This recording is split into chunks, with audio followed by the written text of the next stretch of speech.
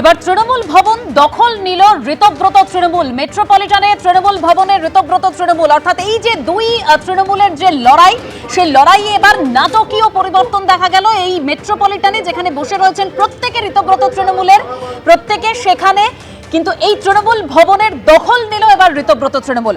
আমাদের প্রতিনিধি কৃষ্ণেন্দু অধিকারী রয়েছেন আমাদের সঙ্গে সরাসরি। কৃষ্ণেন্দু, একেবারে গতকাল আমরা দেখলাম নির্বাচন কমিশনের ফুল বেঞ্চের সঙ্গে ঋতব্রত তৃণমূল তারা বৈঠক করলো।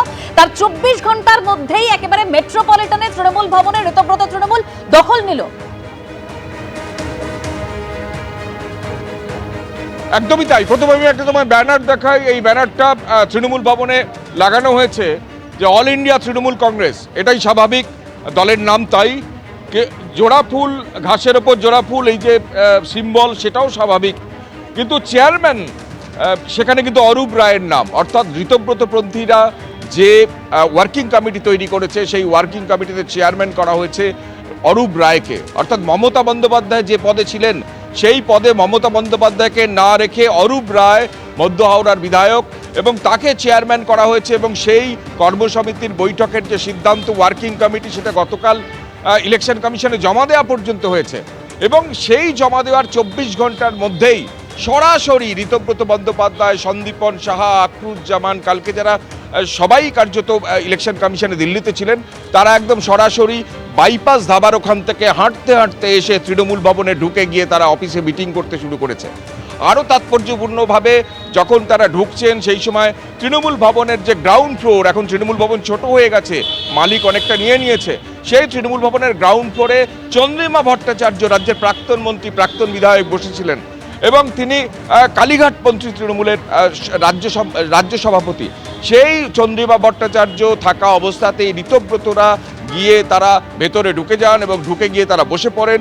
অন্য ঘরে গিয়ে তারা এখন বৈঠক করছেন। যে ঘরে চন্দ্রিমা ভট্টাচার্য এতক্ষণ বসেছিলেন, চন্দ্রিমা ভট্টাচার্যকে এখন দেখা যাচ্ছে না, সম্ভবত তিনি চলে গেছেন। অর্থাৎ কার্যত দখল নিল তৃণমূল ভবনের ঋতব্রতপন্থী নেতারা।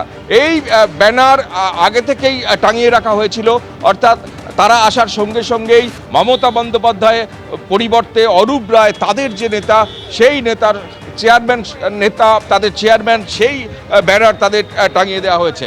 এবার আমরা ভেতরের ছবিটা দেখাই। একই ব্যানার এখানেও দেখা যাচ্ছে, তৃণমূল ভবন, সর্বভারতীয় তৃণমূল কংগ্রেস এবং এখানে অবশ্য মমতা বন্দ্যোপাধ্যায়ের ছবি দেখা যাচ্ছে।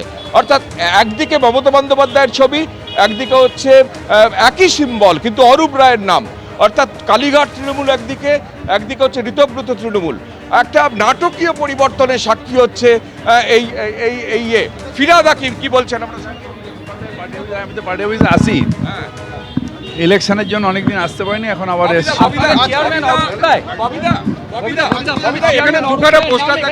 একদিকে হচ্ছে মমতা বন্দ্যোপাধ্যায়ের ছবি, একদিকে অরূপ রায়ের নাম। আপনি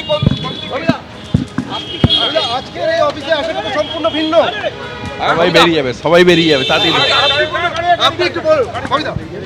মমতা বন্দ্যোপাধ্যায়ের ঘনিষ্ঠ সঙ্গী ফিরহাদ হাকিম, তিনি ঋতব্রত পন্থী বা শিবিরে যোগদান করেছেন, এমনকি সই পর্যন্ত করেছেন। তিনি বেশি কিছু না বললেও কার্যত আজকে বুঝিয়ে দিচ্ছেন যে তিনি বলছেন যে তিনি তৃণমূল ভবনে এসছেন, তারই দলে এসছেন। এবং জাভেদদা, একদিকে দেখছি অরূপ রায়, একদিকে মমতা বন্দ্যোপাধ্যায়ের ছবি, মানে এটাকে আপনারা আজকে আপনাদের পার্টি অফিস বলে একদম ঘোষণা করে দেবেন? আমার কিছু বলবার নেই।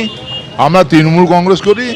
আমাদের অ্যাডভাইজার হিসাবে, আমাদের মেন মাথা হিসাবে আমরা দিদিকে চাই। দিদি আমাদের ডাইরেকশন থেকে আমরা থাকবো। আমরা ওনার কথার উপরে চেষ্টা করব। উনি আমাদের যদি ত্যাগ দিয়ে দেন তখন আলাদা।